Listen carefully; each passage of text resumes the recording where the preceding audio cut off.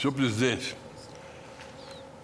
é um recurso ordinário em mandado de segurança interposto contra acórdão do STJ. A recorrente é viúva de militar anistiado, obteve liminar para assegurar o direito à isenção do imposto de renda incidente sobre proventos recebidos a título de pensão.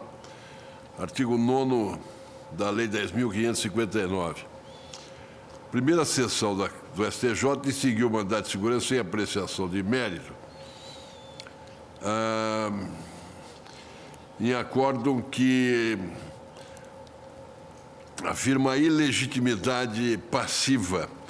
O ministro de Estado da Defesa e os comandantes das Forças Armadas não detêm legitimidade passiva no mandado de segurança em que se discuta o desconto do imposto de renda sobre proventos e pensões de militares.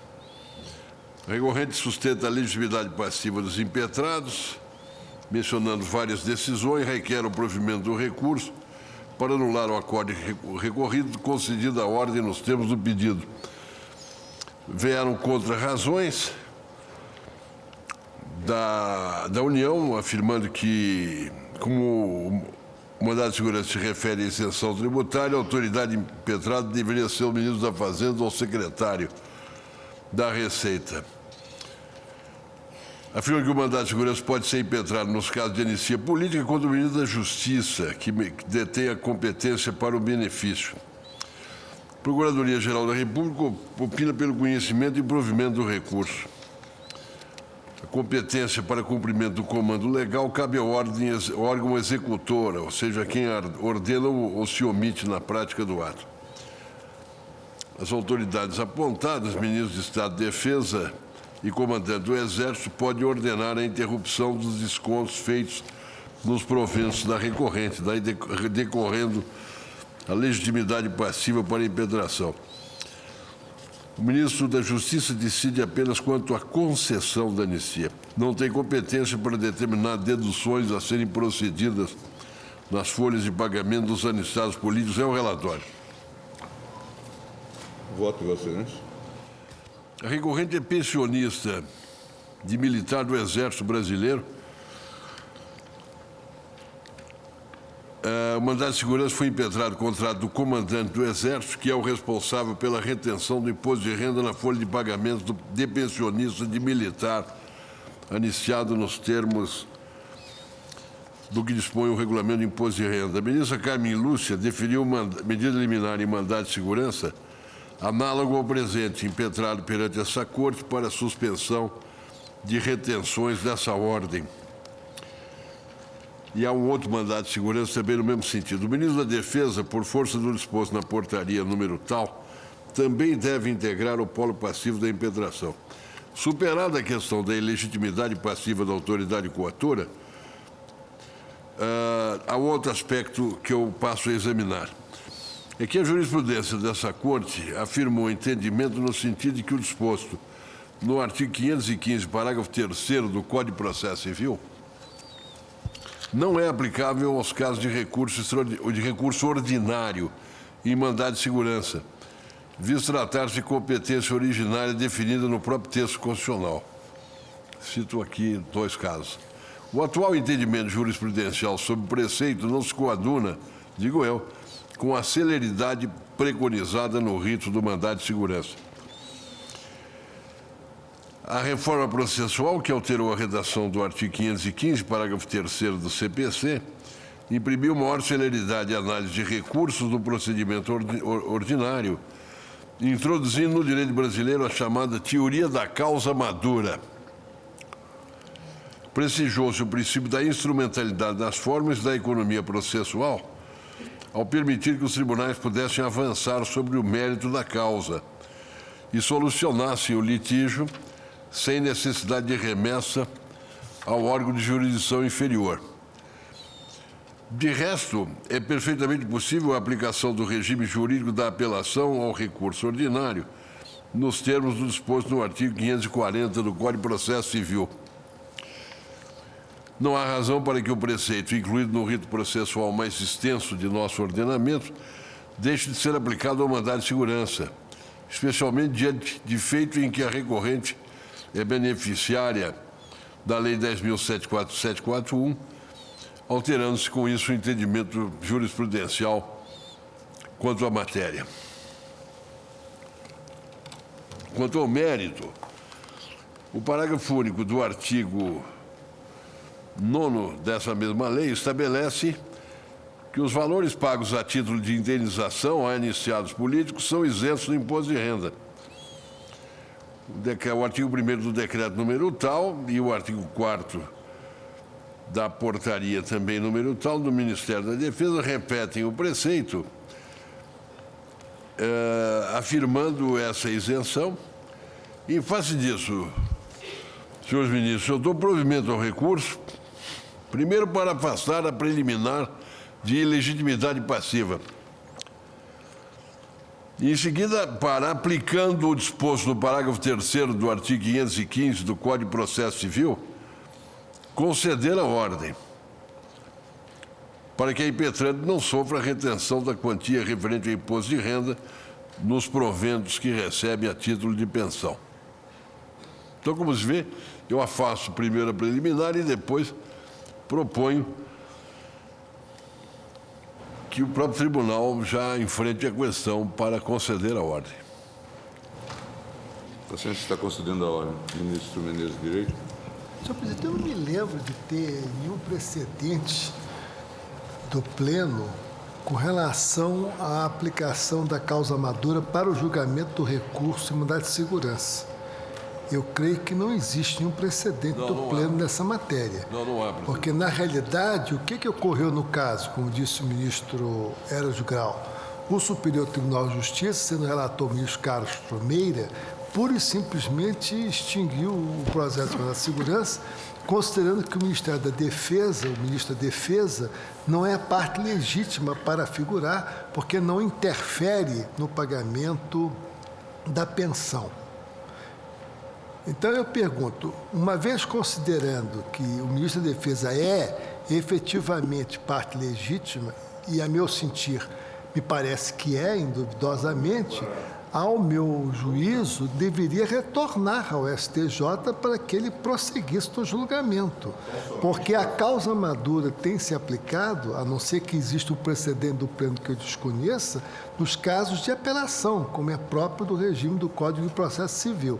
Se essa corte quiser enfrentar o problema e avançar, eu não hesitarei em examinar o tema, mas me parece que, em princípio, o que nós temos orientado aqui, se bem me lembro, é que nós superamos a preliminar de extinção do processo, como fez o eminente ministro Eros Grau, e devolvemos para que o tribunal julgue o mandado de segurança como entender de direito, mesmo porque a competência para o julgamento contra a autoridade apontada como a coatora, que é o ministro de Estado, é do próprio Superior Tribunal de Justiça. Eu, portanto, entendo que, de fato, tem razão o ministro Eros Grau, é parte legítima, sim, o ministro de Estado da Defesa e o comandante do Exército, porque eles têm o poder de determinar a interrupção dos descontos feitos nos proventos do recorrente. Trata-se aqui de saber se cabe ou não cabe o desconto relativo ao imposto de renda. E daí que a autoridade imediatamente vinculada e os folhas de pagamento dos militares correm à conta do Ministério do Exército é efetivamente o ministro da Defesa e o comandante do Exército. Só que eu não avançaria para aplicar o princípio da causa madura, porque desconheço o precedente dessa matéria e determinaria a devolução ao STJ para enfrentar o mandado de segurança. Ministro Eros, você faz o reajuste para fim de... Eu pretendia trazer esse caso, considerando a questão da celeridade, trata-se de mandado de segurança, e a mim pareceu, porque o que vai acontecer, finalmente, é que depois nós vamos acabar conhecendo dessa matéria novamente aqui. Possivelmente. Talvez o próprio STJ resolva a questão. Daríamos provimento ao recurso para reconhecer a legitimidade do ministro da Defesa, não é?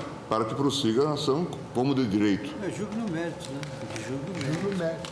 Mesmo porque, como disse o ministro Eros Grau, a lei é específica e o comando legal é muito apropriado. O que o Tribunal Superior Tribunal de Justiça decidiu foi apenas a legitimação. Então, a meu sentir, seria preferível nós adotarmos esse rito. Eu vou pedir vênia para não reajustar, apenas para deixar essa minha posição afirmada. Ministra Carmen? Divino ao ministro Eros Grau, mas também acompanho a divergência iniciada, porque acho que seria per salto e tem o problema da competência. Ministro Lewandowski? Peço vênia para acompanhar a divergência. Ministro Brito? Também peço vênia para acompanhar a divergência. Ministro César Peluso? Eu também vou pedir vênia e vou fazer uma ponderação, eminente relator. O disposto, acho que é o 514, se não me falha a memória, ele está previsto no capítulo da apelação, porque no âmbito da apelação se examina exaustivamente as provas, etc, etc, etc.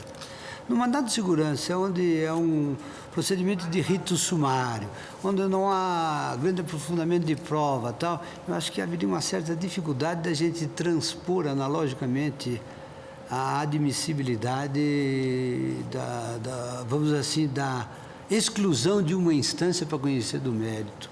E, sobretudo, porque são as duas últimas. Sobretudo porque são as duas últimas. Ministra Ellen? Também eu... E a prova está pré-constituída. É por essa razão que eu vinha, mas tudo bem. Também, senhor presidente, vou pedir vênia ao eminente relator para me alinhar com a divergência, a jurisprudência, inclusive da Casa, nesse sentido. Eu refiro o RMS 24309, embaixo de declaração, e a AC 813, ambas da relatoria do ministro Marco Aurélio. Eu, portanto, acompanho a divergência. Ministro Marco Aurélio? Peço vista em mesa, presidente. Ministro Marco Aurélio pede vista em mesa.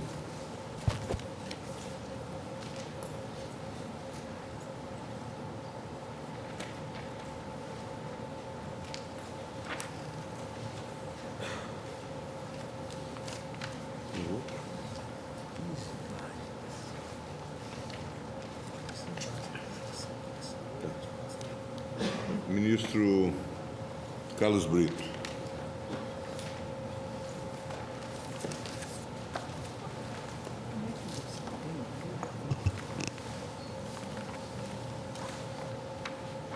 Embaixo de declaração no inquérito 2630, relator ministro Carlos Brito, embargante Joaquim de Lira Maia, Maria José de Almeida, Marques e outros, embargado Ministério Público Federal. Vossa Excelência tem a palavra.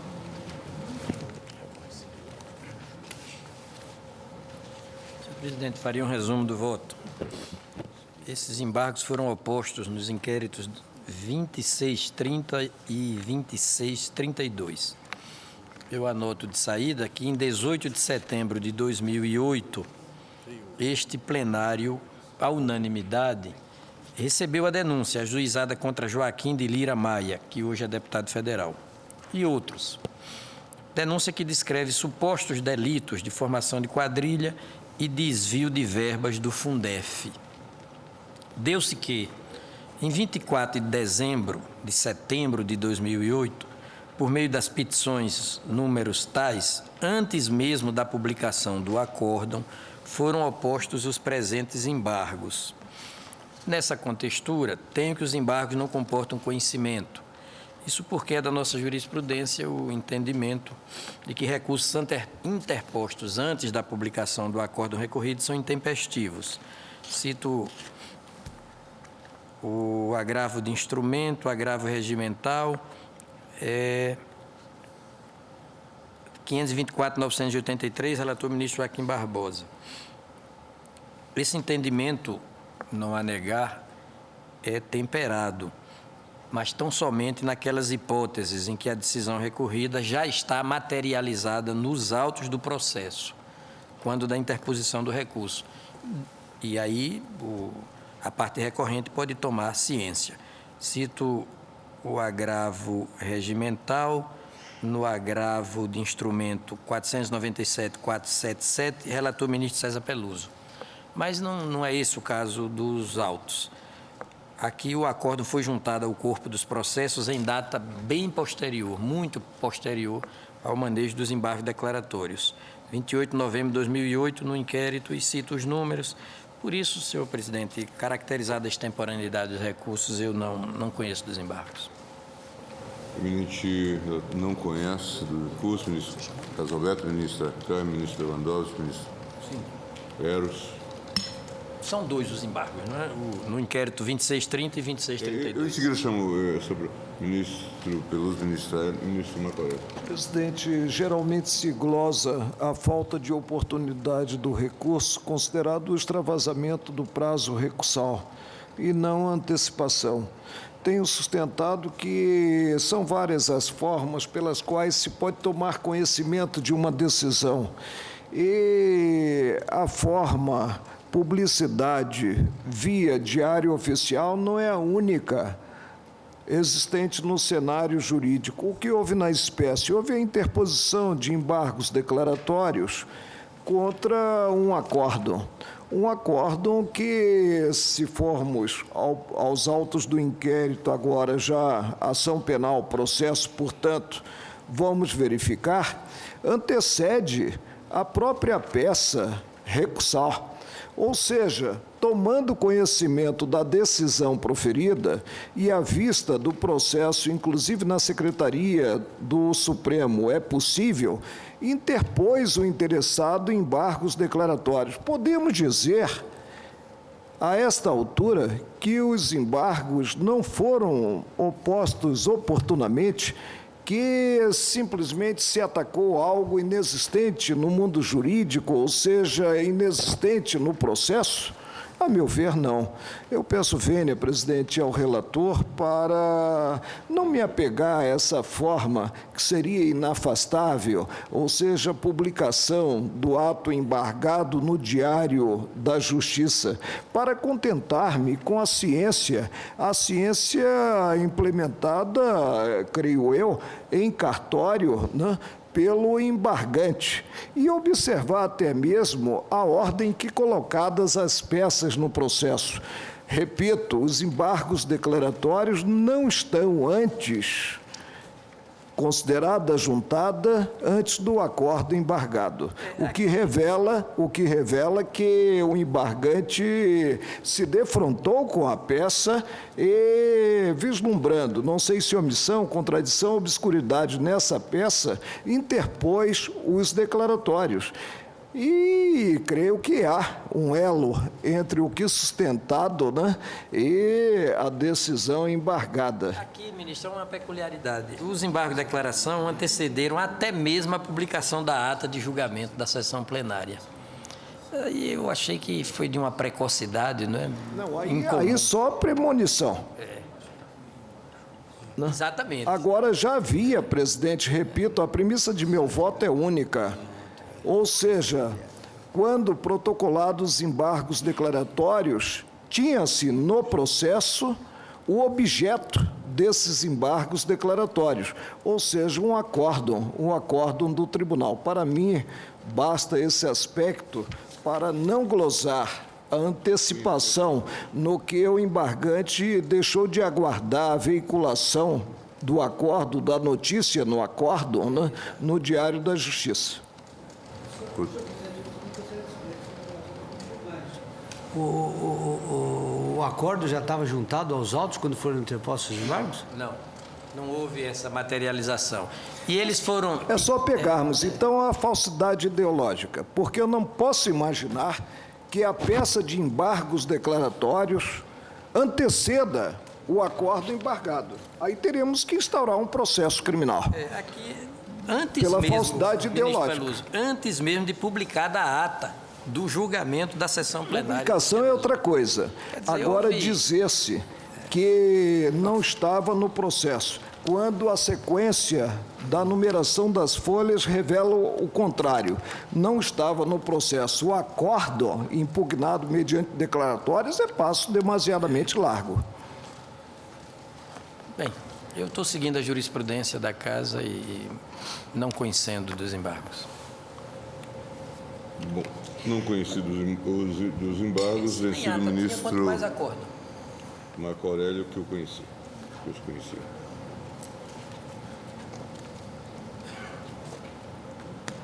Esse foi o 2.630. E idêntico juízo vale para os embargos de declaração no inquérito 2.632, não é isso? Isso. Também com essa particularidade de que nem mesmo a ata havia sido publicada. A ata do julgamento da sessão plenária, dia 18 de setembro de 2008.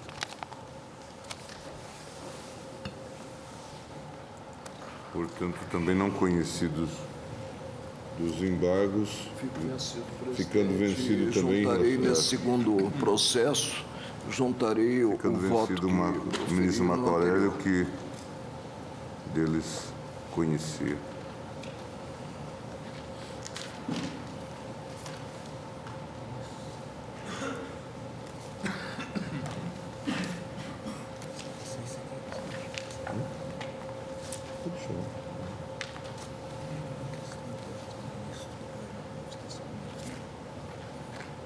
Ministro Lewandowski, reclamações 1.503 e 1.519. Reclamante Regina Fátima de Queiroz Duarte, reclamado Juiz Federal da Terceira Vara da Seção Judiciária do Estado do Ceará. Reclamantes Maria, na 1.503, reclamantes Maria Lívia Fortaleza e outros, reclamado Juiz Federal da 22ª Vara da Seção Judiciária do Distrito Federal. Presidente, aqui trata-se de uma homologação, de uma desistência. Eu estou trazendo isso ao plenário porque, na origem, cuidava-se de uma ação proposta pelo Ministério Público Federal, em que se discutia a constitucionalidade da Lei 9.688. O então relator, o eminente ministro Marco Aurélio, deferiu o pedido de medida liminar. A Procuradoria-Geral da República opinou pela procedência da reclamação, mas, iniciado o julgamento em 21/3/2002, foi formulado um pedido de vista pelo ministro Sepúlveda Pertence, e esse pedido ficou pendente, a volta do processo ao plenário, até hoje. Mas, então, nesse meio de tempo, o reclamante ingressa com a petição de número tal, em que ele pede aqui, pede homologação da desistência. Como eu não posso fazer isso monocraticamente, os dois casos são idênticos, porque o plenário a matéria já havia submetida ao plenário, estou apresentando isto como questão de ordem e estou encaminhando a questão no sentido da homologação do pedido de desistência. Não, é o seguinte, o ministro Marco Aurélio era o relator original desta reclamação, ele concedeu uma liminar, matéria voltou a plenário e o ministro Sepúlveda Pertence pediu vista dos autos. Aliás, perdão, aí foi redistribuído, na verdade... Quanto ao liminar apenas, isto. Nós não iniciamos o julgamento de fundo. Não iniciamos o julgamento de fundo, porque aí aconteceu o seguinte... Vossa Excelência assumiu a presidência e o processo foi redistribuído para o ministro Veloso, melhor corrigido. E aí a matéria veio ao julgamento a plenário. Ainda na esfera de simples liminar. Sim, ainda na esfera de simples liminar. Depois o ministro Sepúlveda Pertence pediu vista dos autos e não devolveu os autos e aposentou. É uma reclamação. E por que veio ao plenário? Não, eu estou trazendo a plenário porque a matéria já começou a discussão em plenário e eu entendi que não... Exatamente, eu entendi... E houve voto proferido, não? Não, só o voto de Vossa Excelência no sentido do deferimento da liminar. Não. No sentido da liminar. Mas julgando o fundo da reclamação. Não, julgando o fundo não. O que está, de certa forma, me causando perplexidade é que... O voto do ministro Carlos Veloso julgando improcedente o pedido formulado na reclamação. Perdão. Pediu vista...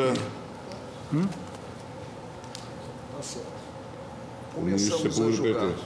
O julgamento foi iniciado. Deixa eu ver. Aí eu entendo que não cabe a desistência, né? Não cabe a desistência? Espera um pouquinho. Eu tenho sustentado, pelo menos, tenho sustentado no plenário. Porque, senão, de acordo com a tendência dos votos, né, poderia haver manipulação do julgamento. Espera um pouquinho. Não sei se é o caso. Eu queria só fazer um esclarecimento em matéria de fato. Essa questão é a questão ligada ao julgamento da DIN dos ex-censores. e dizia respeito a uma ação civil, a 2 ações civis públicas em tramitação na primeira instância. Vossa Excelência deu a liminar e o assunto foi ao plenário e aí um voto pela improcedência, o ministro Pertence pediu vista e o processo foi então para o ministro Menezes Direito com a aposentadoria do ministro Pertence. Acontece que houve julgamento da ADIM, não é?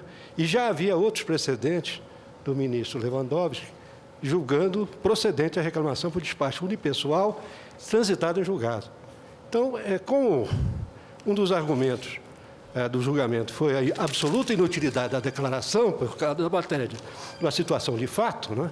Então estou pedindo a desistência por achar que não há mais sentido. Decisão em outra reclamação? Já, em outras 2.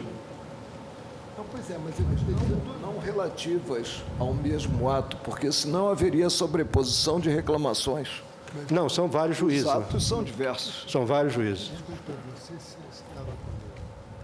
O que eu estou achando estranho é o seguinte: o ministro Pertence pediu vista.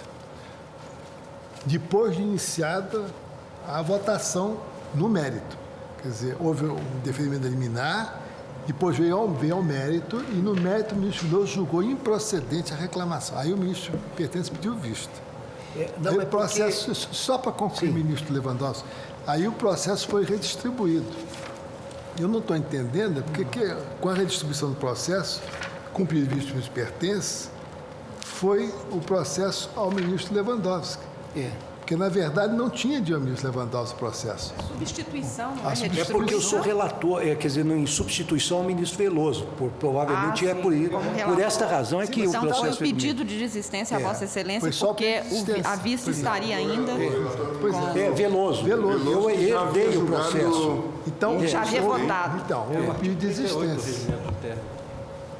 Então, já houve um voto proferido. Já houve voto proferido, mas o ministro Lewandowski é o... Eu leio meu voto. Realmente houve decisão de mérito. O que Vossa Excelência acha? Não, eu estou entendendo que, pela nossa jurisprudência, havendo um voto plenário de mérito, não caberia mais a desistência.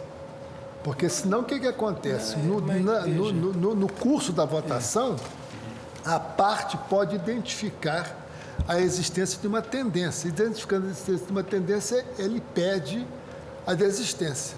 É o que poderia ocorrer. Então, nesse caso, se existem os argumentos de fato, a palavra do eminente advogado merece toda a fé, circunstâncias suficientes para a prejudicialidade da reclamação, então que se julgue para a reclamação prejudicada, em função dessas circunstâncias de Perdão, fato. eu vou ler meu voto para esclarecer essa questão, apenas essa questão, não vou ler integralmente. Eu estou dizendo o seguinte: no caso, eu entendo aplicável o artigo 8º, inciso 3 do Regimento Interno do Superior Tribunal de Justiça, Superior Tribunal Federal, que dispõe-se a competência do plenário a homologação das desistências requeridas em sessão antes de iniciada a votação. Embora o pedido de desistência tenha sido apresentado após o início do julgamento da apresentação, a questão aqui colocada deve atribuir ao plenário a competência para homologar o pedido de desistência.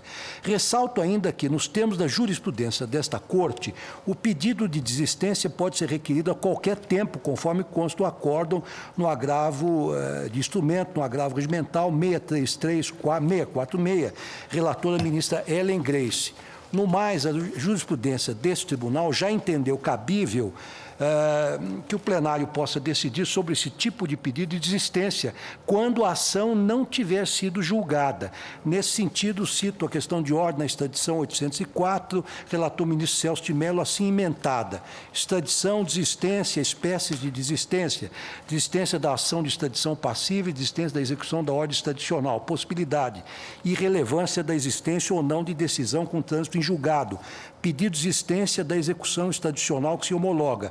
O Estado estrangeiro pode requerer a desistência da ação de extradição passiva enquanto ainda não julgada, cabendo em tal hipótese ao plenário do Supremo Tribunal Federal ou ao próprio relator da causa a prática do ato de homologação dessa unilateral declaração de vontade. Precedentes. Se, no entanto, o pedido de extradição já houver sido apreciado e deferido, tornar-se lícito ao Estado estrangeiro desistir da execução da ordem extradicional, independentemente da existência ou não do trânsito em julgado da decisão plenária proferida pelo Supremo Tribunal Federal. Nesse mesmo sentido, cito o mandado de segurança no agravo regimental, questão de ordem 21.054, Distrito Federal, ministro relator Paulo Brossard. Tendo em vista este precedente, considerando que, embora tenha havido um voto realmente de mérito, revendo aqui o relatório, houve um equívoco da minha parte quando disse que apenas tinha sido proferido voto na medida liminar. Aqui, porque acabei tentando resumir aqui o meu relatório. Então, tendo em conta estes precedentes e levando em consideração que o julgamento não se encerrou, eu estou trazendo essa questão de ordem a plenário no sentido de homologar-se a desistência. Senhor presidente, se você me permite, o argumento relator é o seguinte: além do argumento do eminente ministro de Direito, eu acho que nós temos que fazer uma comparação entre o julgamento solitário, o julgamento monocrático e o julgamento colegiado. O que se passa no julgamento colegiado é que ele é materialmente fragmentado, mas ele é unitário do ponto de vista jurídico. Ou seja, a interrupção de um julgamento colegiado após proferido um ou mais votos, antes que todos sejam colhidos, ele equivale do ponto de vista jurídico, não do ponto de vista material, do ponto de vista jurídico, a uma sentença que estivesse sendo proferida no curso de uma audiência e, de repente, o juiz interrompesse o ditado da sentença. Em outras palavras, é que o julgamento começa e há uma interrupção. A pergunta é, se o juiz, num julgamento monocrático, estivesse ditando a sua sentença, o autor ou demandante poderia interromper o magistrado para dizer que estava desistindo do processo? Porque a sentença não tinha sido concluída? Evidentemente não. Por quê? Porque a decisão é um ato de competência exclusiva do juiz e, portanto, ele não tem interferência. Mutatis mutandis, por analogia, é o que se aplica no julgamento colegiado, que é julgamento unitário. O julgamento é do colegiado. Os votos são componentes do pensamento unitário da Corte. De modo que, se já houve um voto sobre o mérito, o julgamento já se iniciou e não pode, a meu ver, com o devido respeito, ser interrompido por um pedido de desistência, porque se trata de um julgamento, de um ato processual de caráter unitário. Ele começou e tem que terminar. Ele pode não terminar por outros motivos legais, não, porém, por efeito de desistência. Porque o pedido de desistência só pode ser oposto antes que comece o julgamento, seja ele monocrático, seja ele colegiado. Porque mesmo porque, se fosse, evidentemente, só no plano da liminar, não haveria essa dúvida, porque não haveria o julgamento colegiado. Tanto que os precedentes explicitam essa ideia de que, se não foi julgado, pode haver o pedido de desistência. Mas, no caso do julgamento colegiado, proferido um voto, tem de seguir o julgamento, sob pena de nós arriscarmos uma interrupção do próprio processo. Não, e a menos que se reconheça que o demandante tem direito de interromper qualquer voto do julgamento, isso é no meio do relator. O relator está votando e se Vossa Excelência podia me dar 5 minutos que eu estou desistindo do processo? Pode? É admissível? Claro que não. Tanto isso é verdade que há exemplos, e nós estamos cansados de ver, que antes do início do julgamento, muitas vezes as partes requerem um prazo, porque existe a possibilidade de acordo. E se defere esse prazo. Mas, uma vez começado o julgamento, tem dificuldade em admitir a interrupção. Apenas eu evidentemente me curvo ao entendimento da Corte, mas interessantemente, no caso, trata-se de uma reclamação. O que é uma reclamação? É um recurso que tem a parte quando entende que uma decisão do tribunal foi descumprida. E é um ato unilateral, um recurso de natureza absolutamente unilateral, não há nenhuma bilateralidade, não existem partes, não há contencioso. Então, no caso, o reclamante entendeu que não era mais o caso de continuar, persistir com essa reclamação, porque, por alguma razão, a decisão da corte foi cumprida, ou enfim, a questão se exauriu. Então, não é... concluir o julgamento para chegar a essa conclusão. Né? Agora, então... A desistência se deve ao fato de que o julgamento da ação direta de inconstitucionalidade que discutia a constitucionalidade levou ao não conhecimento por duas circunstâncias. Um ato de efeito concreto e porque, inclusive no voto da eminente ministra Ellen Grace, porque se tratava inclusive, nas suas palavras, de um ato que desafiava a realidade, ou seja, que já não teria nenhum efeito se fosse declarada a inconstitucionalidade e depois promovida editada uma nova lei, porque todo mundo se aposentaria. Então, tendo em conta isso e o fato de que se isso continuasse, acabaria aqui no Supremo com a mesma orientação... Castilho, nesse caso, vai se conduzir à prejudicialidade, talvez, até. Mas o julgamento não pode ser interrompido pela desistência. É o que está nos nossos precedentes, como divertiu o ministro Marco Aurélio. Bem, vamos escolher coletivamente, mantemos esse... Na verdade, seria uma medida até de economia processual, porque resolveríamos uma questão já resolvida desta forma, a própria parte que ingressou unilateralmente com recurso, mas, enfim, se o Supremo, se o plenário entender contrariamente... Senhores ministros.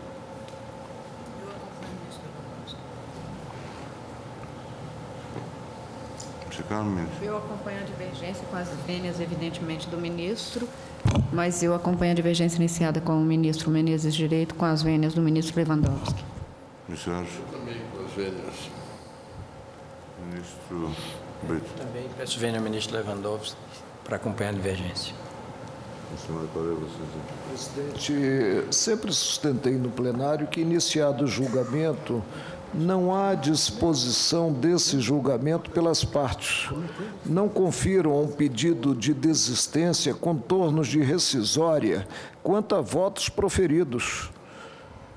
E mantenho esse ponto de vista e, portanto, creio que acompanho o ministro Menezes Direito. A desistência não é possível. Prejudicialidade, muito bem, se houver no caso, né?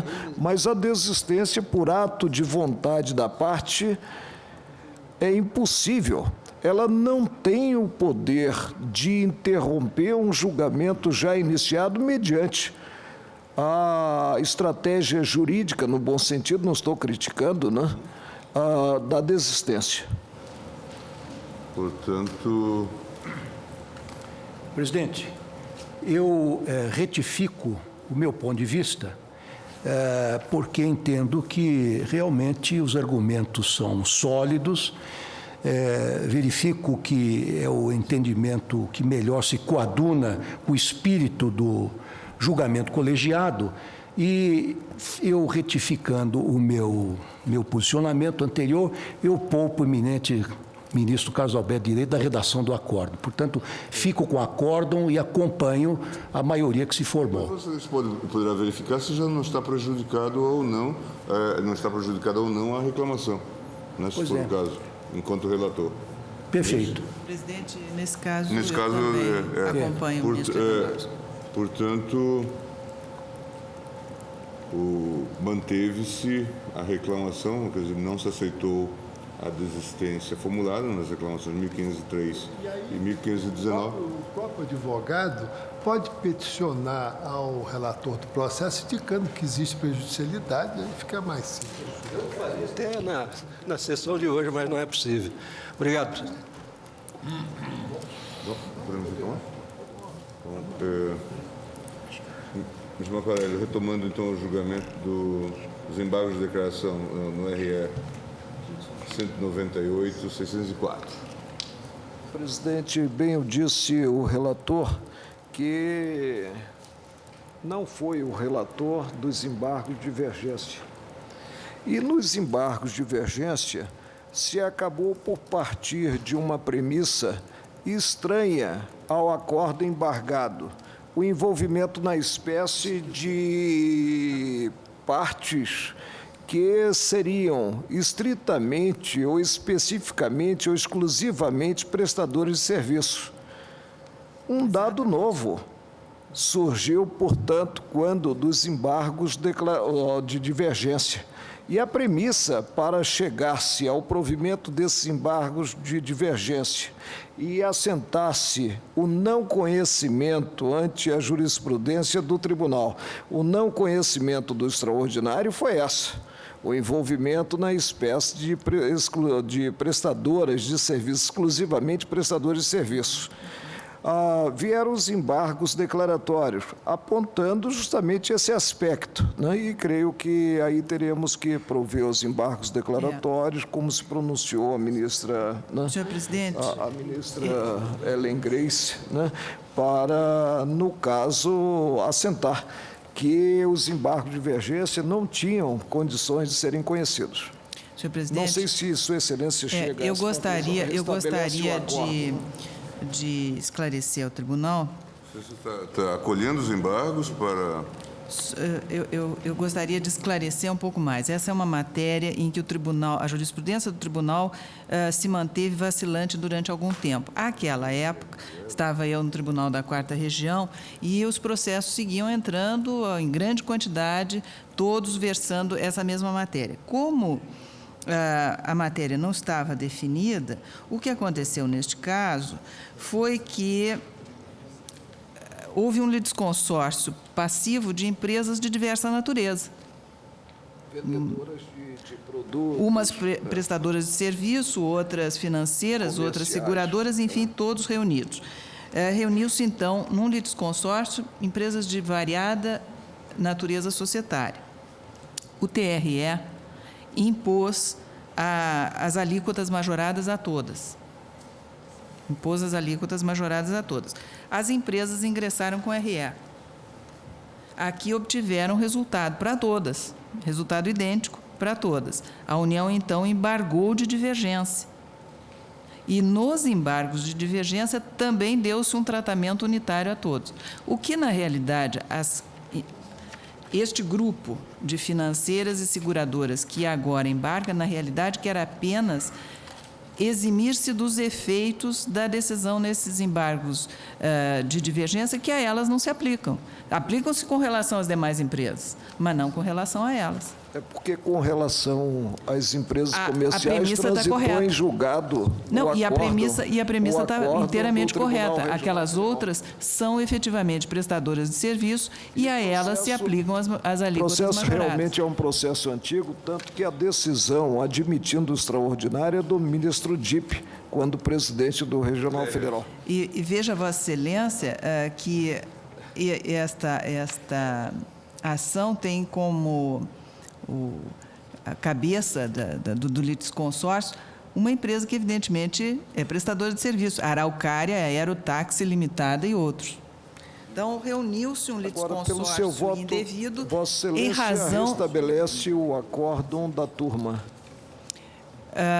Com relação apenas a essas.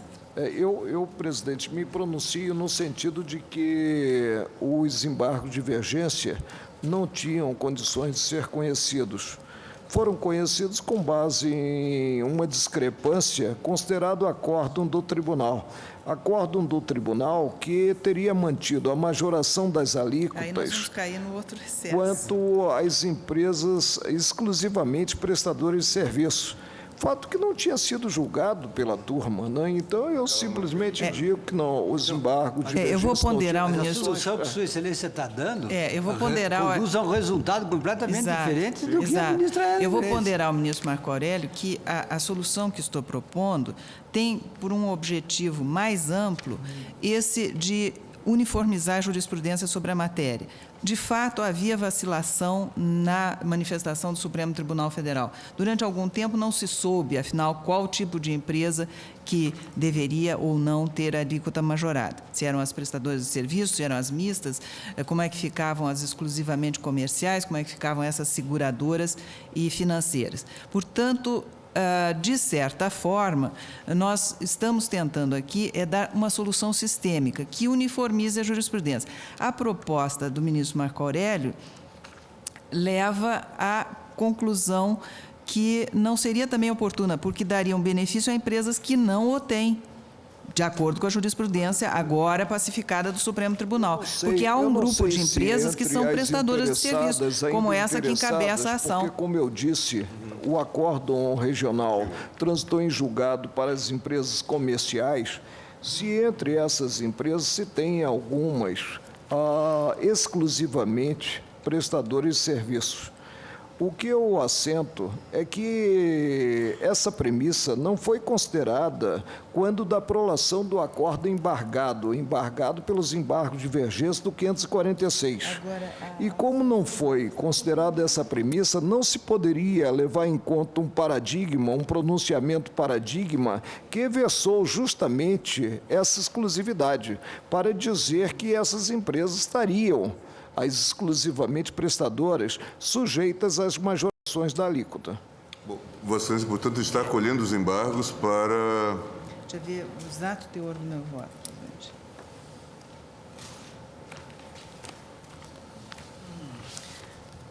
A conclusão do meu voto, presidente, para ser absolutamente coerente com aquilo que acabo de referir, é conhecer dos embargos de declaração, dar-lhes efeitos modificativos, conhecer tão somente quanto as horas embargantes, aquelas que são financeiras ou seguradoras, tão somente quanto a elas, conhecer-lhes o recurso extraordinário e, nesta parte, dar-lhes provimento, mantido o acórdão regional quanto às demais empresas recorrentes. Dar provimento ao recurso Extraordinário. Eu também. Bom, então nós ficamos numa situação, por conta da divergência do ministro Marco Aurélio, de... Eu provejo para estabelecer, no caso, o acórdão da turma. O acórdão da turma. E eu acompanho a eminente ministra Ellen Grace, pedindo todas as vênias, e, portanto, nesses termos, os embargos foram acolhidos. Vencidos o ministro César Peluso, o ministro Menezes de Direito, ministra Carmen Lúcia e, em parte, o ministro Marco Aurélio. Mandado de segurança. Redigirá o acordo a ministra Ellen Grace.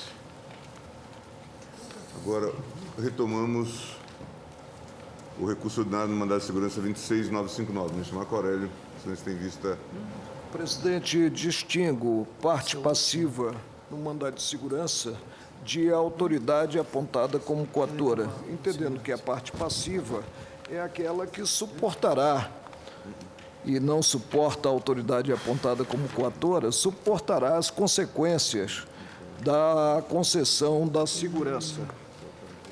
É a primeira premissa que estabeleço. Segunda premissa, o que se discute na espécie? Desconto na fonte do imposto de renda, considerada pensão. Pensão que decorreu de uma anistia, mas não há repercussão quanto a isso. Indaga-se, o ministro da Defesa é quem realmente procede ao que necessário para ter-se a documentação do desconto do imposto de renda na fonte de pensionistas do Exército e das Forças Armadas brasileiras. É o ministro do Exército, ou o chefe, né, desse ramo das Forças Armadas, na nova nomenclatura? Não.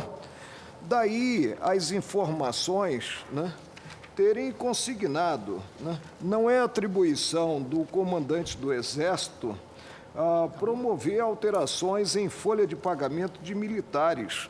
A impetrante é vinculada à seção de inativos e pensionistas da primeira região sediada no Rio de Janeiro. Ou seja, cada região, pelo que estou a supor, tem a sua organização própria. E a importância é maior em definir-se as autoridades coatoras, porque, mediante essa definição, é que se fixa a competência do tribunal. Por isso, a sessão do STJ, né, acabou pacificando a matéria e apontando que não se pode ter como autoridades coatoras, ou seja, autoridades que teriam praticado os atos comissivos ou omissivos, o ministro da Defesa e o ministro do Exército. Por isso, eu peço vênia para desprover o recurso.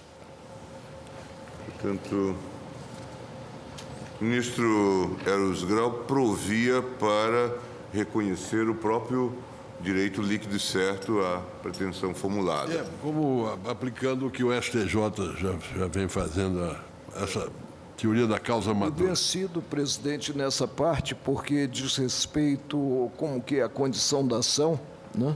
A autoridade coatora, eu peço vênia para entender que a norma extravagante, no que a toda evidência suprime instância do 515 do Código de Processo Civil, só é aplicável ao recurso nela mencionado, ou seja, a apelação. Não é aplicável ao recurso ordinário constitucional, queimando-se, portanto, etapa e suprimindo-se a instância competente para julgar o mandado de segurança, no que é dirigido contra a União como parte passiva e apontadas como autoridade coatora o ministro da Defesa e o ministro do Exército, é o Superior Tribunal de Justiça.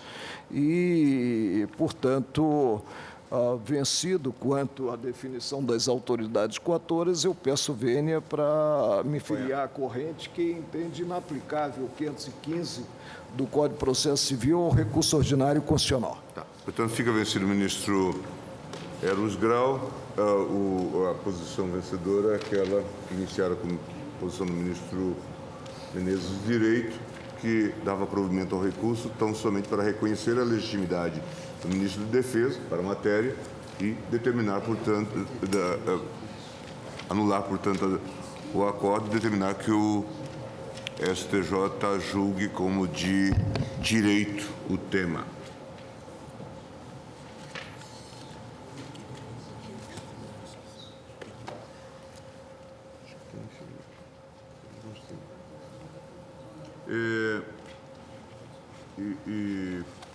Portanto, o ministro, vencido também o ministro Marco Aurélio, que não reconhecia a legitimidade do ministro da Defesa, mas acompanha o ministro... O comandante, chefe não é comandante. O ministro Menezes de Direito, no que concerne ao provimento do recurso para afirmar o retorno da matéria ao STJ, a não aplicação do 515 do CPC. Ministro Eros, Vossa Excelência tinha esse processo, mas eu tenho a impressão que temos sustentação oral e estamos... É rápido. Agora, se o processo está na pauta, o advogado tem que chegar, está à disposição, senão... Desculpe a minha...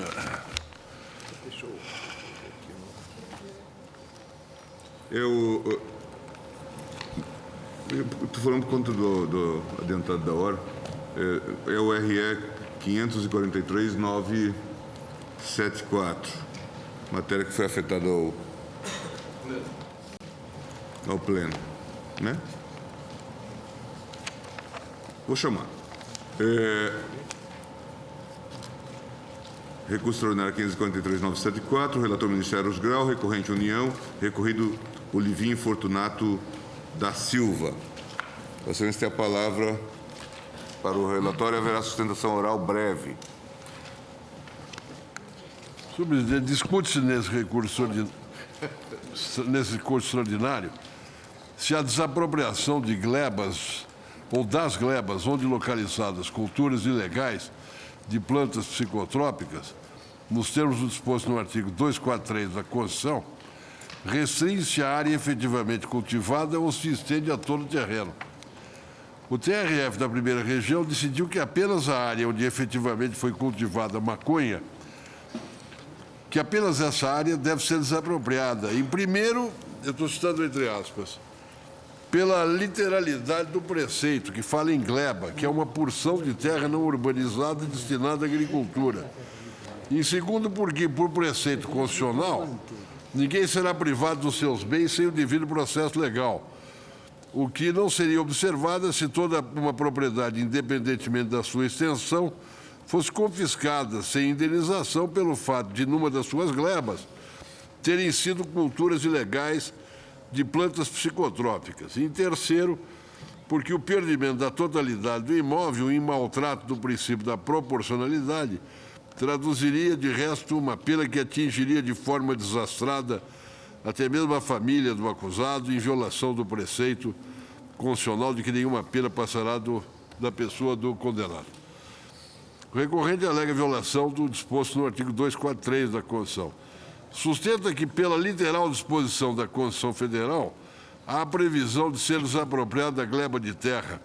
Portanto, de acordo com o comando legal, a desapropriação deverá incidir sobre toda a gleba rural, não apenas sobre a parcela de terra em que foi efetivamente cultivada a planta psicotrópica. Afirma que, se o intuito do legislador fosse determinar a desapropriação de apenas uma parcela, apenas da parcela em que foi cultivada a planta, teria deixado isso expresso na lei. O Ministério Público Federal manifesta pelo não provimento do recurso. Sustenta que o artigo 243 da Constituição traz seu bojo de medida de caráter administrativa não atrelado ao processo crime, embora tenha natureza punitiva. É o relator. Pela Advocacia Geral, falará o ministro José Antônio Dias Toffoli.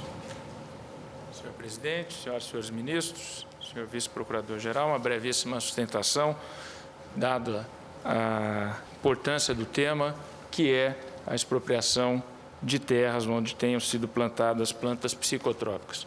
É evidente que o comando do artigo 243, ao falar de gleba de terra que será expropriada, não disse e não quis dizer que é a área onde estava plantada, e exclusivamente a área plantada. Se nós formos aos registros de imóveis, às certidões de registro de imóveis, todas as áreas são registradas como gleba, e é a gleba toda que vai ser, portanto, expropriada.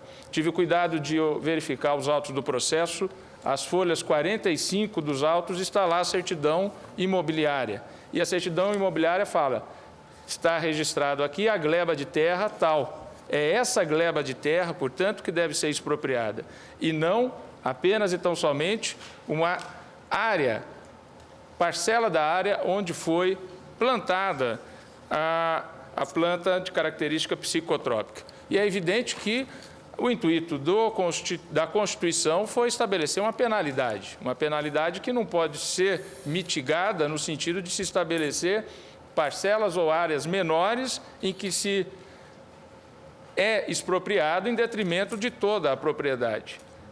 Em favor, portanto, da possibilidade desta área de terra que não foi expropriada, caso prevaleça a tese do Tribunal Regional Federal, continuar no futuro, ter e ser objeto de plantação de plantas psicotrópicas, tendo que se fazer uma expropriação à prestação, portanto, conforme for localizando eventuais plantações. Sem falar também no que diz respeito ao consórcio de plantações. É muito comum se ter, por exemplo, a cannabis plantada junto com milho, junto com feijão, junto com o jiló, junto com outros produtos, exatamente para tentar impedir uma caracterização desse tipo de plantio. A própria certidão de imóveis, portanto, define o que é gleba. A gleba que deve ser expropriada é aquela da propriedade total do imóvel. Por essas razões, aqui a União, nessa brevíssima sustentação, pleiteia e pugna pelo provimento do recurso extraordinário e reforma da decisão do Tribunal Acordo. Ministro relator. Senhor presidente, a sentença, ou melhor, o proprietário do imóvel rural de que se trata desenvolveu nele plantação de maconha. Na esfera penal, foi condenado a 9 anos de reclusão. A sentença acolheu o pedido decretando a perda da gleba, vale dizer, da totalidade da área da gleba. Note-se bem, o preceito constitucional menciona as glebas onde forem localizadas culturas ilegais de plantas psicotrópicas. Essas glebas deverão ser imediatamente desapropriadas. O Tribunal Regional Federal entendeu de modo diverso que a expropriação a que respeita a Constituição deve limitar-se à área efetivamente cultivada, não devendo alcançar o restante do imóvel. Isso desde a consideração que A gleba é parcela de um imóvel, o inciso 2, ou melhor, o inciso 54 do artigo 5º da Constituição dispõe que ninguém será privado de seus bens sem o devido processo legal. E terceiro, que o perdimento da totalidade do imóvel afrontaria o princípio da proporcionalidade. O argumento de que gleba seria determinada parcela de um imóvel é insubsistente. Gleba, toda a gente sabe disso, é uma área de terra, um terreno, não uma porção ou parcela dessa área. É o imóvel, um imóvel, simplesmente. As palavras não possuem, na linguagem do direito, significados diversos dos por ela assumidos na linguagem natural. As linguagens consubstanciam sistemas de símbolos convencionais. Daí não existe nenhuma relação necessária entre as palavras de um lado e os objetos, circunstâncias ou fatos ou acontecimentos de outro, em relação aos quais as palavras cumprem suas múltiplas funções. A linguagem sendo um sistema de vocábulos convencionais, os significados das palavras ou expressões linguísticas dependem sempre de uma convenção. Essa convenção pode ser explícita e ad hoc, ou tácita em geral. Aí, no primeiro caso, as linguagens artificiais, no segundo, as linguagens naturais. Além disso, a convenção pode conduzir a definições léxicas ou a definições estipulativas. No uso da linguagem jurídica, lançamos mão de palavras e expressões da linguagem natural. E eu desenvolvo aqui breve consideração a respeito desse tema, dizendo, por fim, que a linguagem jurídica corresponde à linguagem natural, de modo que é nessa linguagem natural que se há de buscar o significado das palavras e expressões que se compõem naquela. De resto, cumpre ainda lembrarmos que as línguas naturais não sobrevivem fundando-se exclusivamente em uma sintática e uma semântica, mas também sobre uma pragmática. Ou seja, como observa Humberto Eco, baseando-se em regras de praxe que levam em consideração as circunstâncias e os contextos de emissão. Cada vocábulo, já que a linguagem jurídica prescinde de metáforas e de retóricas, assume o seu significado no contexto no qual ela foi inserida. Muito bem. Se isso é correto, e aparentemente é, no artigo 243 da Constituição, gleba só pode ser entendida como propriedade. Propriedade sujeita à expropriação quando nela forem localizadas culturas ilegais de plantas psicotrópicas, entre aspas. Não se pode atribuir à palavra qualquer sentido distinto do que ela tem em estado de dicionário, ainda que não baste a consulta aos dicionários, ignorando-se o contexto no qual ela é usada, para que esse sentido seja em cada caso discernido. Nesse artigo 243, gleba é a propriedade na qual sejam localizadas culturas ilegais de plantas psicotrópicas. O preceito não refere áreas em que sejam cultivadas plantas psicotrópicas, mas as glebas no seu todo. E veja-se o contexto no qual o vocábulo se encontra. Aspas. As glebas de qualquer região do país onde forem localizadas culturas ilegais de plantas psicotrópicas serão imediatamente expropriadas e especificamente destinadas ao assentamento de colonos para o cultivo de produtos alimentícios e medicamentosos, sem qualquer indenização ao proprietário e sem prejuízo de outras sanções previstas em lei. Fecho aspas. Especificamente destinadas ao assentamento de colonos, para o cultivo de produtos alimentícios e medicamentosos, diz o preceito, no bojo do qual a palavra é usada. A gleba expropriada será destinada ao assentamento de colonos, para o cultivo de produtos alimentícios e medicamentosos. Ora, como decorre do que observei em linhas acima, o sentido de cada palavra há de ser discernido em cada caso, no seu contexto e em face das circunstâncias do caso. A interpretação e aplicação do direito se faz não apenas a partir de elementos colhidos no texto Mundo do Dever Ser, mas também a partir de elementos do caso ao qual ela há de ser aplicada, isto é, a partir de dados da realidade, do mundo do ser. Cuida-se, no caso, de uma gleba de 25,8 hectares, na qual, em área de 150 metros quadrados, plantava-se maconha. Daí até porque, como ensinava um ministro desse tribunal, Carlos Maximiliano, o direito deve ser interpretado inteligentemente, não de modo que a ordem legal envolva um absurdo, prescreva inconveniências, vá ter a conclusões inconsistentes ou impossíveis. Daí que o entendimento sufragado no acórdão recorrido não pode ser acolhido, pois conduz ao absurdo, ou conduziria ao absurdo de expropriar-se 150 metros quadrados de terra rural, para nesses mesmos 150 metros quadrados assentar-se colonos, tendo em vista o cultivo de produtos alimentícios e medicamentosos. Não vejo como, destarte, conferir ao preceito outra interpretação, senão a de que a expropriação há de abranger a totalidade da gleba de propriedade do recorrido. Um segundo argumento é ainda adotado no acórdão recorrido, o de que o inciso 54 do artigo 5º da Constituição dispõe que ninguém será privado dos seus bens sem o devido processo legal. Ocorre que o devido processo legal foi corretamente observado no caso dos autos. A União propôs ação expropriatória contra o recorrido, que veio e vem sendo regularmente processada. O argumento, correto na medida em que deveras ninguém pode vir a ser privado dos seus bens sem o devido processo legal, é impertinente. Não guarda absolutamente nenhuma relação com o caso. Há de ser de plano afastado. Por fim, o tribunal afirmou que o perdimento do imóvel afrontaria o princípio da proporcionalidade. Essa, porém, é uma oposição ao que o Poder Constituinte estabeleceu.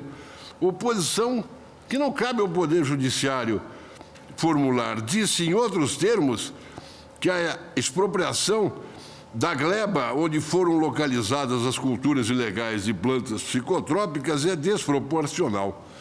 Como se o Tribunal Regional Federal apontasse, corrigindo, um desvio do poder constituinte. Aqui não é nem desvio do poder legislativo.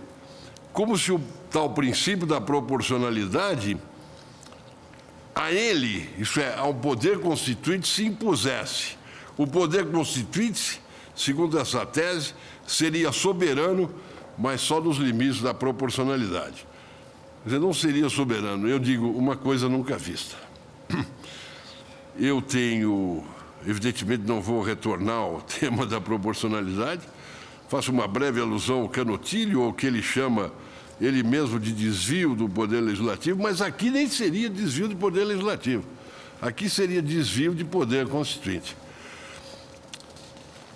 Eu dou provimento ao recurso extraordinário. Ministro Menezes Direito.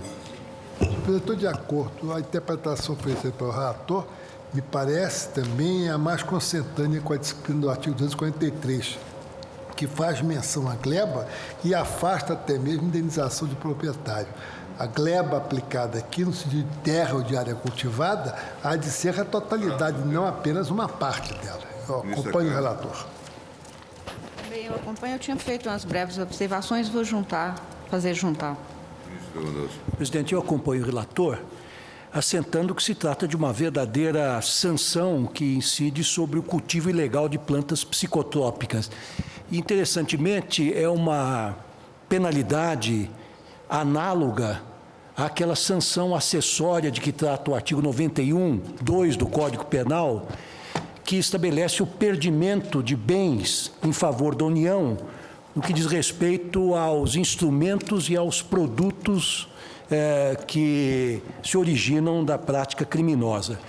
E de mais a mais, não seria admissível expropriar-se apenas uma pequena porção de terras onde está efetivamente plantado, onde estão plantados os psicotrópicos, porque imaginemos que a desapropriação incidisse sobre meio hectare, um quarto de hectare, aí o propósito do legislador constituinte não estaria atendido, porque o que pretendeu o constituinte foi exatamente utilizar a gleba para o assentamento de colonos para o cultivo de produtos alimentícios e medicamentosos. Portanto, com essas brevíssimas considerações, acompanho o eminente relator louvando o brilho de seu voto. Ministro Brito. Também eu, senhor presidente, acompanho o eminente relator, apenas lembrando que nesse dispositivo, no artigo 243, a Constituição inova na linguagem em matéria de gleba ou terra ou propriedade rural, porque deixa de usar o substantivo desapropriação e usa expropriação. Né? As glebas de qualquer região do país onde forem localizadas culturas ilegais de plantas psicotrópicas serão imediatamente expropriadas, porque essa indenização. E a expropriação pressupõe não a subutilidade da propriedade, da terra, da área, não a falta de cumprimento da função social, pura e simplesmente, porque por falta de cumprimento da função social, no caso da grande propriedade rural, o que cabe é desapropriação. Aqui o pressuposto da Constituição é muito mais grave, é que a propriedade está cumprindo uma função antissocial. É outra categoria, né? São 3 categorias: função social, falta de função social e função antissocial. Como a propriedade, uma gleba que é destinada à cultura ilegal de plantas psicotrópicas, esse tipo de propriedade passa a cumprir uma função antissocial, recebe da Constituição o mais severo dos tratamentos frente à propriedade privada. E esse mais severo tratamento é a expropriação pura e simples.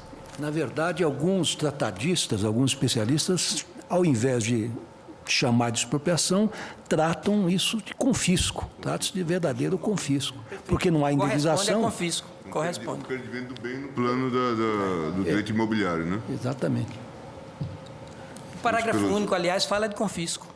Vossa Excelência está certo. Mas o capto de expropriação, né? Desapropriação. Mas é confisco, é expropriação confisco, no sentido de confisco. É uma expropriação confiscatória. Confiscatória. Quer dizer, é expropriação porque deve seguir o devido processo legal, na verdade. Não é uma expropriação, um confisco sumário, mas trata-se, na verdade, de um confisco. Ministro Peluso. Também, senhor presidente, eu também acho que a interpretação do eminente relator é corretíssima e, além disso, a seu favor ainda conspiram outros dados, um dos quais eu tinha anotado aqui, mas já foi antecipado pelo ministro Ricardo Lewandowski. Em primeiro lugar, a norma constitucional não se refere a áreas plantadas, ela se refere às glebas onde sejam encontradas áreas plantadas. Este é o sentido, vamos dizer, mais imediato que deflui do texto constitucional. São coisas absolutamente diferentes. E depois o contexto semântico, como mostrou o eminentemente ministro Ricardo Lewandowski, não tolera outra interpretação, porque se a norma destina o imóvel confiscado para assentamento de colonos, isso seria absolutamente inconcebível em áreas em glebas cuja área fosse absolutamente... Sem canteiros, né, ministro? Antieconômicas do ponto de vista... Impossíveis de fazer assentamento. Antieconômicas do ponto de vista cultivo. E, além do mais, levaria a 2 coisas. Levaria ao absurdo, por exemplo, de uma possibilidade teórica que não pode ser desconhecida do ponto de vista da prática, é que o autor do ilícito ficaria com a totalidade do imóvel residual para continuar plantando. É óbvio. Ou seja, a finalidade da norma é opor uma sanção grave, porque ela tem o sentido de um confisco, na verdade, grave, a um ato ilícito que ela considera grave pelo seu alto desvalor jurídico. Em outras palavras, não se pode subestimar a sanção constitucional para reduzi-la a uma dimensão que não atingiria a sua racionalidade de desestímulo a um ato ilícito de grande repercussão do ponto de vista social. Acompanho inteiramente o eminente relator. Ministra Ellen Grace. Senhor presidente, também eu acompanho o eminente relator e a maioria já formada, apenas para recordar que, além de dissociada da letra constitucional, a solução pretendida pelo Tribunal Regional, ela também é inviável, já que a legislação fundiária proíbe o desmembramento de terras em menos de módulos rurais economicamente aproveitáveis na região. Por isso mesmo, eu colho aí da manifestação do ministro Carlos Brito essa linha de raciocínio para também acompanhar o relator. Marco Aurélio. Presidente, especialmente na quadra vivida, este julgamento ganha importância maior, porque sabemos que é muito problemático o tráfico de drogas e o consumo em si de drogas no país. O legislador constituinte de emenda não foi feliz quando utilizou um vocábulo que não é um vocábulo consagrado sob o ângulo do direito civil, ou seja, ao invés de se referir a imóvel, se referiu a glebas, né?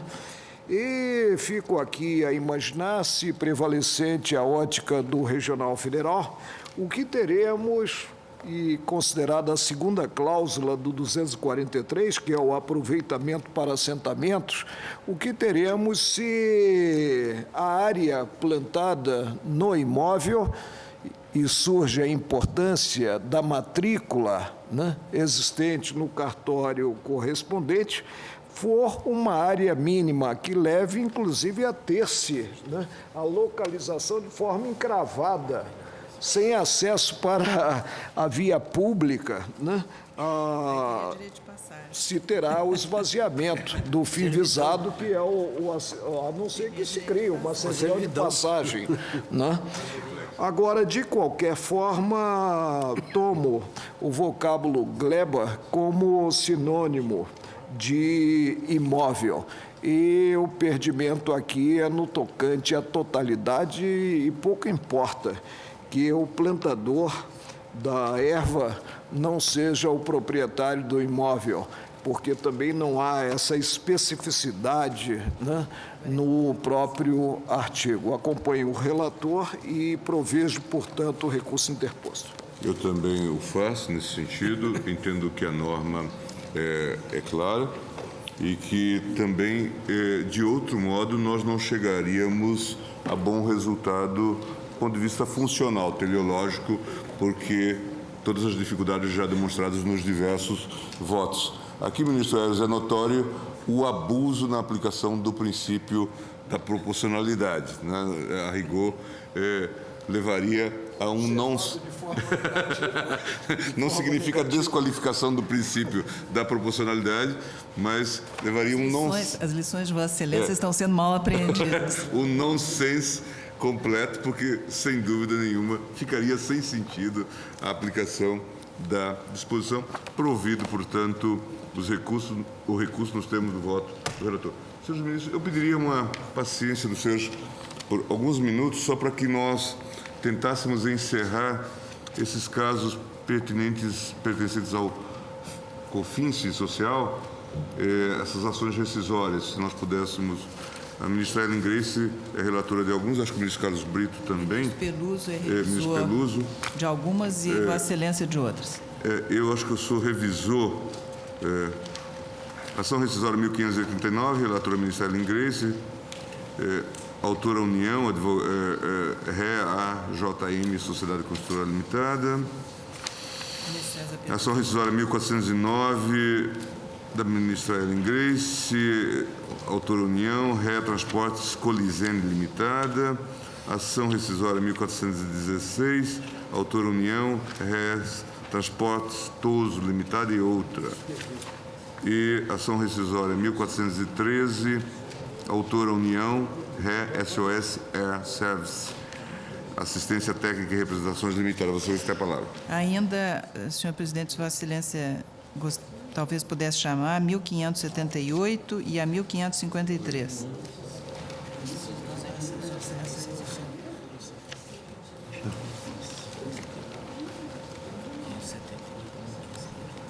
Tá, ministra Ellen, eu vou chamar, só que em relação a esses dois casos, o 1553 Há e impedimento, Vossa Excelência? 1578, eu estou impedindo, mas aí assume a presidência o ministro César Tá Peluso, apenas... Para essas duas.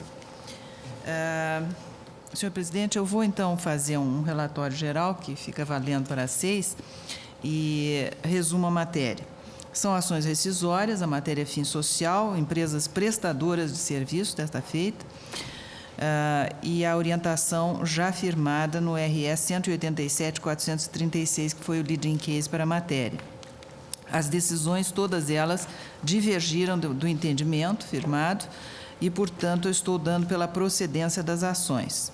São ações rescisórias ajuizadas pela União, com o objetivo de desconstituir os acórdãos proferidos por esta Casa, que asseguraram às empresas classificadas como prestadoras de serviço a cobrança do fim social à alíquota de 0,5%.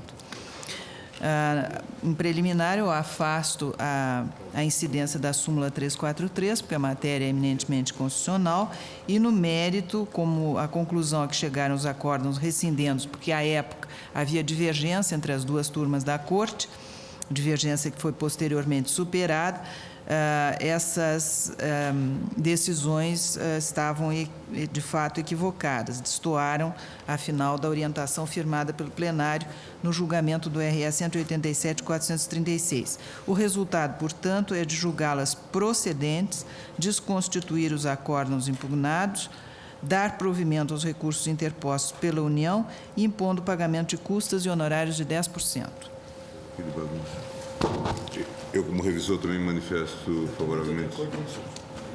Senhores ministros. Presidente, eu peço vênia para divergir, porque, à época, no âmbito do próprio Supremo, as decisões das turmas eram no sentido das decisões rescindendas. E somente após o tema veio a ser elucidado com envergadura maior no plenário. Por isso, eu peço vênia para julgar improcedentes os pedidos formulados nas rescisórias. Essa questão, nós, pelo menos por maioria, acho que é a súmula 383, né?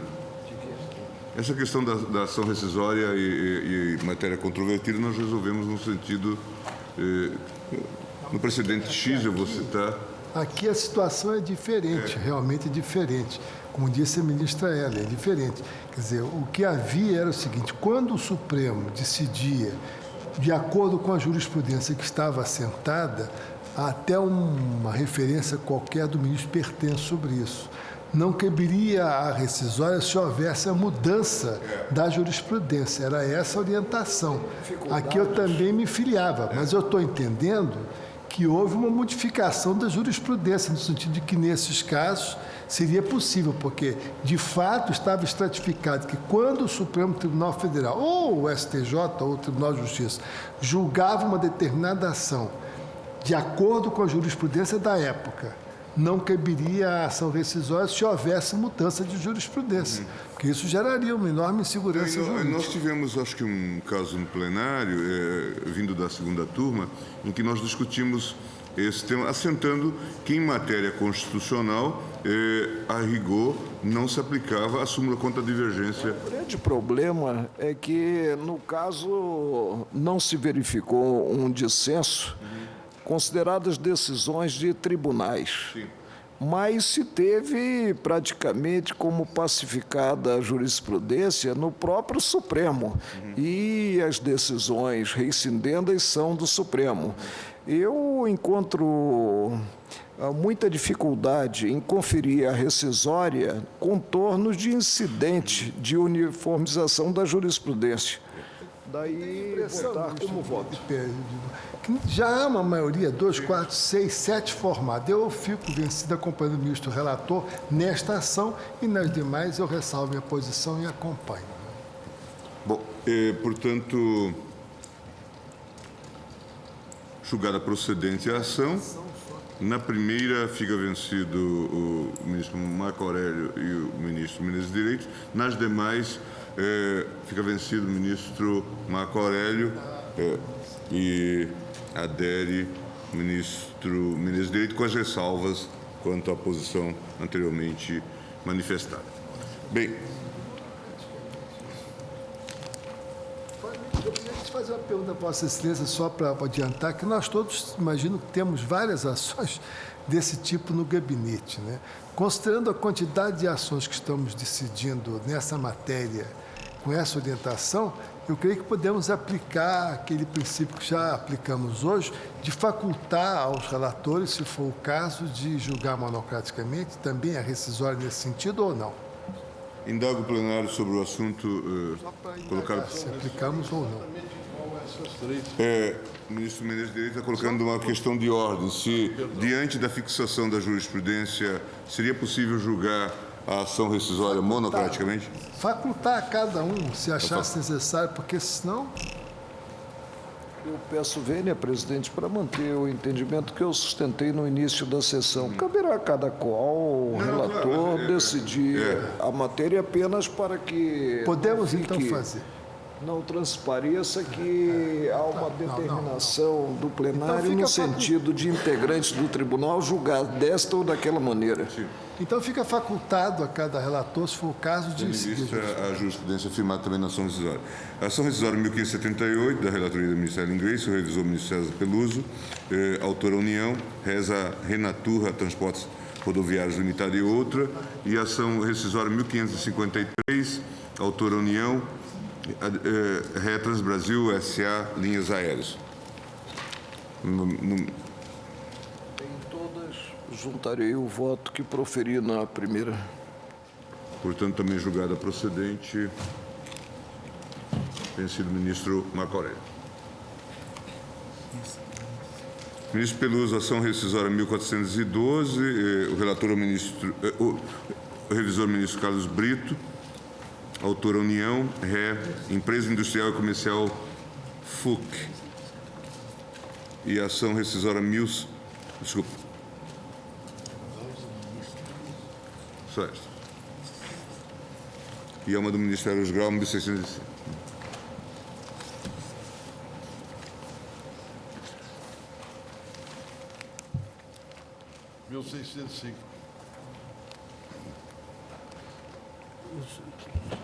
O meu, a ação rescisória 1412, senhor presidente? 1412, de Vossa Excelência. Senhor presidente, aqui a questão é simples. Consumou-se decadência. A certidão de fora, o trânsito julgado ocorreu no dia 12 de 8 de 96, segunda-feira. Nesse dia, o prazo começou e terminou no dia 12 de 8 de 98, quarta-feira, nos termos de 132, parágrafo 3º. Mas, segundo se vê da folheação, a ação só foi ajuizada no dia 13, quinta-feira, ou seja, após o prazo legal. Estou pronunciando decadência. Então, o ministro revisor, de acordo, portanto, verificou-se a decadência. Extinguindo o processo com pronúncia de decadência. Com pronúncia da decadência. Extinto o processo com pronúncia da decadência. Neste caso, o ministro Eros Grau, ação rescisória 1605, relator Vossa Excelência, revisor ministro Lewandowski, autora Dresdner Bank Lateinamerika Aktiengesellschaft, réu União. Exatamente a mesma matéria, não é? Relacionada à alíquota de FII social. A questão das empresas exatamente. Financeiras. Financeira. Aqui também a ação rescisória. Ação rescisória julgada procedente. Julgada procedente. Reitero o voto proferido nas ações anteriores apregoadas nesta sessão. Eu só queria lembrar, a propósito disso, e agora tendo em vista a lembrança do ministro Marco Aurélio, que a jurisprudência sobre aquela questão da ação rescisória, a propósito da súmula 343, ficou assentada no RE 328.812, quando nós trouxemos a plenário, e entendemos que, em se tratando de matéria constitucional, não se aplicaria a súmula... E a Vossa Excelência era o relator. talvez tendo em conta a divergência jurisprudencial em tribunais, não no Supremo. Né? Não sei, aí eu não me lembro Sim, mas se a matéria foi seguida. Não, mas fica decidido hoje. bem, temos mais alguma coisa sobre este tema das... Tá. Senhores...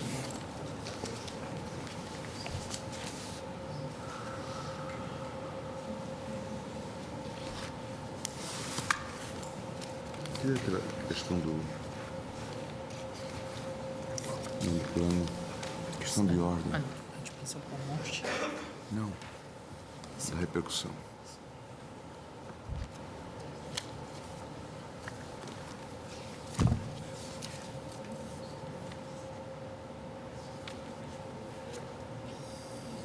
Senhores ministros, apenas para uma questão de ordem em matéria de repercussão geral, há uma questão de ordem no recurso extraordinário 559.994. Trata-se de pedido de reconsideração formulado pela União da decisão que assentou a inexistência de repercussão geral na questão suscitada no RE 559.994. Narra a requerente que o julgamento resultou no reconhecimento da inexistência da repercussão geral da questão constitucional suscitada. Decisão contrária à proposta pelo relator, conforme votos escolhidos no plenário virtual. O relator era o excelente ministro Marco Aurélio. Sustenta a presença de repercussão geral, etc. O relator do recurso, o ministro Marco Aurélio, reafirmando a irrecorribilidade da decisão que nega a repercussão geral e tendo lavrado a emenda do acordo, explicita que os pronunciamentos que resultaram vencedores não foram acompanhados de fundamentação para que fossem juntados aos autos nos termos do artigo 325 do Regimento Interno. Ao encaminhar o processo à extra-presidência, o relator afirma que vem lançando sempre de forma expressa as razões dos seus votos no plenário virtual e propõe que, caso se insista na desnecessidade de cada qual justificar sua óptica, que se registre a fundamentação consignada por aquele que capitaneou a corrente vencedora. Apresento este feito em mesa em questão de ordem para propor que se uniformize, quanto ao ponto suscitado, o procedimento de votação no plenário virtual e apresento, ao fim, a alternativa de solução para o presente recurso extraordinário. Atualmente, conforme salientado pelo ministro Marco Aurélio, nas razões do encaminhamento deste recurso à presidência, afirma que, não sendo o relator, deseja formular manifestação durante o julgamento da repercussão geral de determinada questão do plenário virtual, o faz por escrito, encaminhando aos demais ministros seu pronunciamento e providenciando o relator ao final, na respectiva juntada aos autos do processo como peça integrante do acordo. Não há obrigatoriedade dessa manifestação escrita. Assim como ocorre nos julgamentos presenciais, o ministro pode, ao votar, resumir sua intenção, assinalando apenas o provimento, conheço, não conheço, do provimento, nega o provimento, há repercussão geral, não há repercussão geral. Nesses casos, adota ou adere aos fundamentos do voto de outro ministro que já se tenha pronunciado. A dificuldade surge quando, pela sistemática de votação no plenário virtual, o ministro, ao divergir do relator, deixa de encaminhar aos demais os fundamentos de sua manifestação. É este o problema que está colocado. Quando esta manifestação divergente resulta vencedora, a menos que outro ministro tenha encaminhado manifestação escrita, não haverá registro das razões da divergência. Segundo disciplinado no regimento interno, temos entendido que o relator permanecerá responsável por lavrar o acordo, ainda que vencido. Este procedimento vem se mostrando célere e adequado à espécie de julgamento. Necessário, porém, que venha aos autos os fundamentos da divergência antes desta lavratura. Proponho, assim, já encaminhado o julgamento da presente questão de ordem, que o primeiro-ministro que vier a divergir no julgamento do plenário virtual produza desde logo, via sistema, as razões de sua divergência, da forma tradicionalmente adotada nos julgamentos presenciais. Para tanto, o sistema plenário virtual já está adaptado, sendo desnecessário que a manifestação escrita de divergência seja enviada aos gabinetes pelo meio físico. Os fundamentos do voto divergente já podem ser lançados da mesma forma que os fundamentos do voto do relator, ficando disponibilizados no sistema para todos os demais ministros espelhados no portal da STF. Assim, também poderão fazer os ministros que desejem apresentar fundamentos autônomos para os respectivos votos no plenário virtual, ainda que para seguir no provimento o entendimento do relator ou do primeiro-ministro que vier a divergir. Quanto ao presente recurso extraordinário, proponho que sejam os autos remetidos ao ministro Menezes Direito, que primeiro divergiu do relator, para agregar ao inteiro teor do acordo os seus fundamentos, ficando prejudicado o presente pedido de reconsideração. Essa é a minha proposta.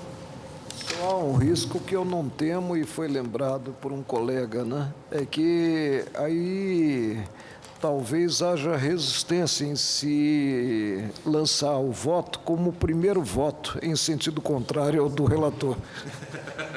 Senhor presidente, será provavelmente o primeiro caso em que alguém se recusa a ser primeiro-ministro. Eu tenho a impressão que, senhor presidente, se você me permitir, eu tenho a impressão que nós devemos exigir isso ao final, no resultado. Porque, na realidade, quando se vota, o relator faz a análise do caso, lendo as peças do recurso extraordinário e apresenta uma fundamentação. E cada um de nós que vota faz igualmente a sua análise, apenas chega à conclusão diversa. Então, a minha sensação é que não haveria necessidade de o primeiro que divergir, desde logo, mandar sua fundamentação, porque cada um tem feito assim, tem funcionado. Aí, ministro, ao teremos final, uma decisão se prevalecer o voto divergente, então o ministro, ministro, porque senão vai, o ministro Peluso acabou de levantar um problema. Ninguém vai querer votar em primeiro lugar. Vai todo mundo querer votar em último lugar. Quer dizer, vai criar um complicador desnecessário. A minha sensação é que hoje está funcionando adequadamente. Foi induzido, inclusive, pelo programa que nós concebêramos naquele momento. Hoje já temos condições de fazer, tanto é que se está afirmando claramente que não só o segundo a votar, ou o primeiro a divergir, mas qualquer um poderá trazer razões específicas. E na prática, eu acho que esse receio, o meu receio, não foi mais jocoso. Porque, na verdade, como se trata de repercussão geral, a fundamentação é muito simples, é só dizer que não encontra nenhuma repercussão. Que a rigor seria para a fundamentação do julgado. Eu tenho a impressão que, se pudéssemos se encaminhar no sentido de que o segundo A relatoria do recurso extraordinário permanece comigo. Está dito, não tem. E o sistema revela quem é o segundo, o divergente. O primeiro divergente. E já o lembra de que é necessário. Já o intima a formalizar essa divergência. É muito simples. Acho que o ministro Menezes Direito fica vencido, portanto, acho que temos consenso quanto a isso, né? Portanto, e Vossa Excelência. Que se faça. Não, claro, mas. Então, presidente, nós estamos decidindo que o primeiro a divergir faz uma fundamentação. Agora o sistema já está propiciando que Mas também justifiquem, porque eu tenho feito, presidente, necessário. eu próprio tenho feito o seguinte, eu me pronuncio sim ou não e redijo, lanço as razões, documento as razões pelas quais me pronunciei desta ou daquela forma e encaminho ao relator para juntado ao processo. Agora, se já é possível lançar no sistema, passaria a lançar. Perfeito. Portanto, então vamos proceder nesse sentido. E aqui, só para que o ministro Menezes Direito, portanto, agregue e adicione as razões, né, neste RE 559-994. Senhores ministros, está encerrada a sessão, que foi extremamente produtiva.